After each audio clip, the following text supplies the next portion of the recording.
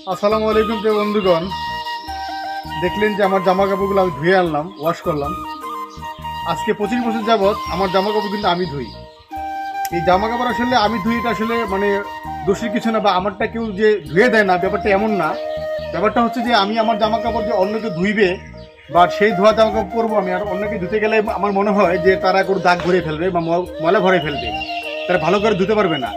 যার ভয়ে আমার জামা কাপড় আমি ধুই। আমার বয়স বর্তমানে 35 চলে। তো 10 বছর যখন বয়স ছিল তখন তো ছোটো ছিলাম, তখন তো আসলে আমার মা ধুয়ে দিত।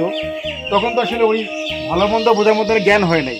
তো যার কারণে এরপরে যখন আমি আসলে বুঝতে শিখলাম, তারপর থেকে কিন্তু আমার জামা কাপড় আমি ধুই। তা আজকে 25 বছর হয়েছে। আমি বিয়ে করছি আজকে 7 বছর হয়েছে। বাট তবুও আমি আমার ওয়াইফকে দিয়ে আমি আমার জামা কাপড় ধোয়াই না, কারণ আমি মনে করি, আমার কেন জানি মনে হয় যে আমার ওয়াইফ ধুইলেও সেই জামা কাপড় দিয়ে ময়লা ভরাই ফেলবে, ভালোভাবে ধুতে পারবে না।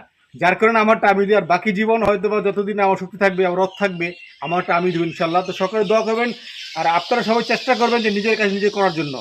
সকলেই ভালো থাকবেন।